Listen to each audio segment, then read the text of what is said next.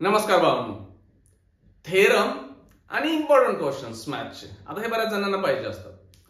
Theorem बद्दल आपण clear बोलू शकतोय. इम्पॉर्टंट क्वेश्चन्स बद्दल जे मला वाटतात की ज्या टाइपचे क्वेश्चन्स एक्झामला येतात मागच्या काही 5-6 वर्षांमधला स्टडी केल्यानंतर ते मी इथं देतोय. ठीक आहे. ह्याची एक पीडीएफ तयार केली आपण. ओके, पण नेमकं काय आहे त्यामध्ये ना हे पहिले डिस्कस करू. 5-1 मिनिट वेळ द्या आणि देन ती पीडीएफ काढून बघा. कारण जर पीडीएफ काढला तर कळणार काय नाही, म्हणा हे काय दिलंय, मागचा दिवस वाया घालवा वगैरे. So simple. मागचे 2 व्हिडिओ तुम्ही पाहिलाच असाल की बाबा पास कसं व्हायचंय किंवा स्कोअर कसं करायचंय, की बाबा आता हे नेमकं डाऊट क्रिएट होतोय की बाबा ते पीडीएफ मध्ये नेमकं कसं दिलंय, काय बघायचं आहे. हे करा, इझी गोष्टी जातात. आता थेरम्स, आता पीडीएफ ओपन केली ना, ह्या थेरम आहेत तुमच्याकडे एक 10, ऍक्च्युली 8 थेरम आहेत. पण काय झालंय, रिस्क नको बा ह्या वर्षी, काय ले लोडा लागलाय. मग का विनाकारण एक पीसीएम वाल्यांचा शेवटचा पेपर राहिल्यासारखा राहिलाय. मराठी असेल तर ठीक, नाही तर ते जॉग्राफी आणि आयटी इलेक्ट्रॉनिक्स त्यातलं कुठला असेल तर तो काय मुलं ले लोड घेत नाही, इझी निघून जाणार. मग ऍक्च्युली पीसीएम वाल्यांचा लास्ट पेपर आहे मॅथ्स. मग त्यांची बोर्ड एक्झाम संपल्यासारखी आहे. लगेच सीईटीच्या नादाला लागायलाच लागणार आहे, कारण वेळ कमी आहे. एक्झाम यावर्षी मागं घेतले. ओके, थेरम्स 8 मध्ये 2 वाढले. रिस्क नाही लेणे काय.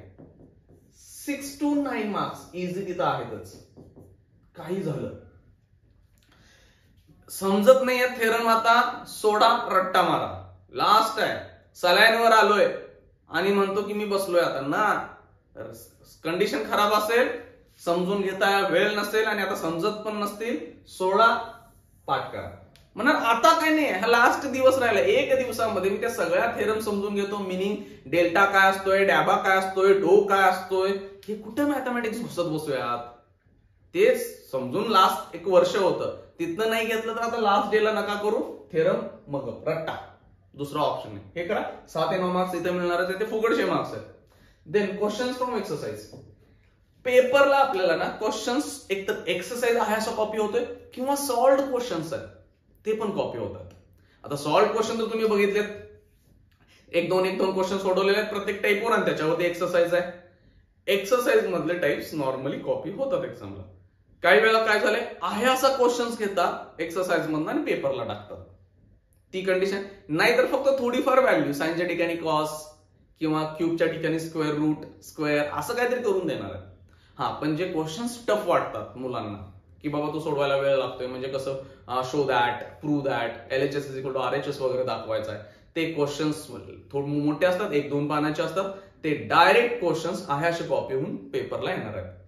एक्झाम्पल मॅट्रायसिस मध्ये theoretical questions, application of derivative मध्ये थेरॉटिकल क्वेश्चन, ते लास्टला आहेत बघा, मॅक्सिमम मिनिमाचे वगैरे, डिफरन्शियल इक्वेशनचे क्वेश्चन्स.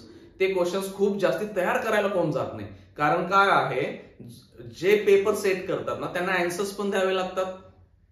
अँसर्स पण देतात. जर क्वेश्चन तयार करून बसत लागले प्रत्येक, तर तयार करायचे, त्याचे अँसर डिराईव्ह करायचे, ते फिजिबल आहे की नाही बघायचं, खरोखर मुलांना कुठल्या लेवल पर्यंत ते जाणवेल. आणि हे ऑलरेडी ते पेपर तयार करणाऱ्याला खूप त्रास होणार मग.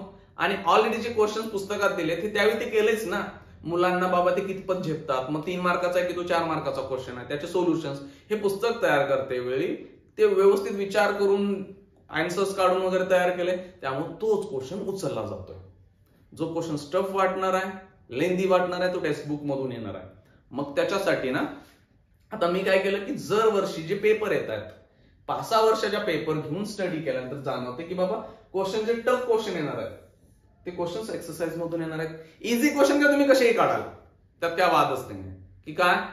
पण 3 ते 4 मार्काचे जे क्वेश्चन्स येतात, मग काही त्यातले टफ येतात, नो डाऊट, थोडासा लेंदी असतोय, तो क्वेश्चन टेक्स्टबुक मधून येतोय. एक्झाम्पल, आता काही चॅप्टर सोपे आहेत म्हणजे LPP, त्यातलं एक्झाम्पल द्यायचं म्हटलं तर तो 4 मार्काचा जर क्वेश्चन आला ना तर मॅक्सिमम मिनिमा तुम्हाला सगळे पॉइंट ड्रॉ करा, ग्राफ काढा, लाईन काढा, इंटरसेक्शन काढा, कोऑर्डिनेट पॉइंट काढा आणि देन ते पुट करून मॅक्सिमम मिनिमा काढा. थोडासा मोठा क्वेश्चन वाटतोय ना, मग तो क्वेश्चन येतोय कुठनं, डायरेक्ट स्ट्रेट फॉरवर्ड टेक्स्टबुक मधून येतोय. अवघड आहे का नाही. जुन्या सिलेबसला ना थेरॉटिकल क्वेश्चन्स खूप होते की तो तयार करायचा क्वेश्चन्स, इक्वेशन्स आणि देन पुढे जायचं. आता ते बऱ्यापैकी कमी झालंय. मग त्याच्यासाठी काय केलं की एक्सरसाइज मधले मी काय दिले तुम्हाला त्या पीडीएफ मध्ये असं दिलेलं असतं. समजा एक्सरसाइज 1.3, ठीक आहे, 1.3 मधले क्वेश्चन नंबर 4 to 5 असे असेल. म्हणजे क्वेश्चन नंबर 4 पण करा, 5 पण करा. 4 मध्ये 4-5 क्वेश्चन असतील समजा, 5 मध्ये 7 ते 8 क्वेश्चन असतील, छोटे छोटे क्वेश्चन असतील, ते करा, इम्पॉर्टंट आहेत. आणि त्याच्या समोर असं पेज नंबर पण आहे बघा. म्हणजे ते बुक सेक्शन फर्स्ट आहे की सेकंड बघा, आणि त्याचं पेज नंबर दिलेला आहे.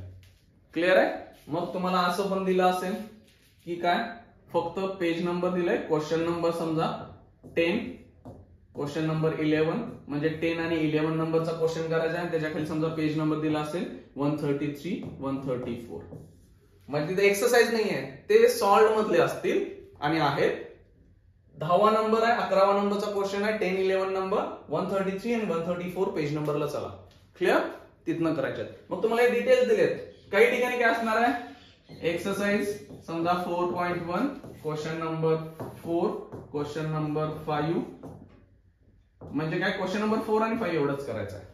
काही ठिकाणी question number 7 to question number 10, म्हणजे हे इथले मध्ये 7, 8, 9, 10 करायचे. क्लिअर. हा, थोडस कन्फ्युजन होईल म्हणून मी सांगतोय.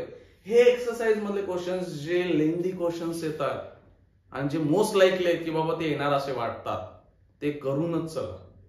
कारण ते क्वेश्चन्स आहेत ना, मुलं बऱ्यापैकी सोडतात आणि ते मार्क्स जातात. जर त्या क्वेश्चन सोडवला मग हटत नाही आपण. मग स्कोर अबाव 70 आहे. 80 पैकी 70च्या वरती कसेही जाणार आहे. म्हणजे 90+ मार्क्स कसे पण येतील. 100 आउट ऑफ 100 99 ची मुलं आहेत ती ऑफलाईनला मुलं आम्ही पाहिलेत. त्याचा आता पेपर दाखवला असता, पण आता सोडा. आता ते एक दिवस आधी पेपर बघून तरी काय करायचं आहे म्हणा. तो आधी ऍक्टिव्ह नाही झाला असं युट्यूबवर काय करू, तेवढा वेळ नव्हता. आता इथनं पुढे तुमचे इंजिनिअरिंगचे ऍडमिशन होईपर्यंत आहे ऍक्टिव्ह. ओके, ठीक आहे. देन हे केला, थेरम केला, शांत बसा आणि क्वेश्चन सोडवा. वाचायचे नाहीत क्वेश्चन, सांगतोय मी तुम्हाला. क्वेश्चन्स वाचला ना फास्ट विसरतात. हे मॅथमॅटिक्स आहे, परीक्षेला आठवतच नाही. स्वतः ट्राय करा. मागच्या ज्या एक्झाम झाल्या, टर्मिनल झाले असेल, प्रिलिम झाले असेल, त्यामध्ये तुम्ही वाचून गेला असाल ना, तर ते सोडवताना मध्येच विसरलं, कसं सोडवायचं लक्षात येत नव्हतं. त्यासाठी क्वेश्चन सोडवा. वही, पाटी, पेन्सिल, जिथं तुम्हाला सोडवायची इच्छा आहे ना तिथं घ्या सोडवा. थेरम्स करा, इम्पॉर्टंट क्वेश्चन्स. पेपरला जाताना हे ऍटलीस्ट एवढं तरी करूनच जा. बाकी सगळं केलंय, न विसरता ह्या गोष्टी करा. टेलिग्राम चॅनल आहे, तिथं तुम्हाला या सगळ्या गोष्टी मिळतील. आणि मॅथचा पेपर झाल्या बाळांनो, टेस्ट सिरीज वगैरे सगळं तुम्हाला फ्री ऑफ कॉस्ट अवेलेबल करतोय. टेस्ट सिरीज अवेलेबल करतोय. इतक्या टेस्ट आहेत, चॅप्टर वाईज आहेत, सेक्शन वाईज आहेत, होल सिलेबस आहे. मागचे PYQ सगळेच्या सगळे आहेत. 2021, 22, 23, 24 सगळे पेपर, 2416 पेपर जे काय असतील, म्हणजे सगळे फुल सिलेबस पण देतो. म्हणजे जसा पेपर आलेला एंट्रन्सला, तो सगळ्या पेपरची PDF देतो, प्लस मोबाईल ऍप मध्ये पण देतो. सगळं सोडवा. तुम्हाला ऑफलाईन सोडवायचं असेल तर PDF प्रिंट म्हणून सोडवा, ऑनलाईन सोडवायचं असेल तर मोबाईलवर सोडवा. ठीक आहे. मोबाईलवर पण सोडवता येईल आणि डेस्कटॉपवर, लॅपटॉपवर पण सोडवता येईल. नुसतं मोबाईल ऍप नाही आहे, 2 गोष्टी आहेत. टेस्ट सिरीज साठी आपलं वेब व्हर्जन पण आहे. सगळं फ्री आहे सांगालो, 1 पण रुपया नाही द्यायचा आहे. कारण प्रत्येक गोष्टीला पैसे घ्यायची गरज नाही आहे. शॉर्ट नोट्स, फॉर्म्युले सगळे मोबाईल ऍप मध्ये आहेत, ते पण फ्री आहे. काही मुलांना वाटतं की तिथे 1 रुपये दाखवत आहे, तो कंपनीचा प्रॉब्लेम आहे की ते फ्री ठेवू देत नाही. 1 रुपये ठेवा म्हणतात. ठीक आहे. मग त्याच्यावर क्लिक मारा आणि आत चला. फ्री 1 रुपया पण पे नाही करायचा आहे. तो क्लिक मारा, त्याच्या आतमध्ये सगळं फ्री. ठीक आहे. चला, थँक्यू.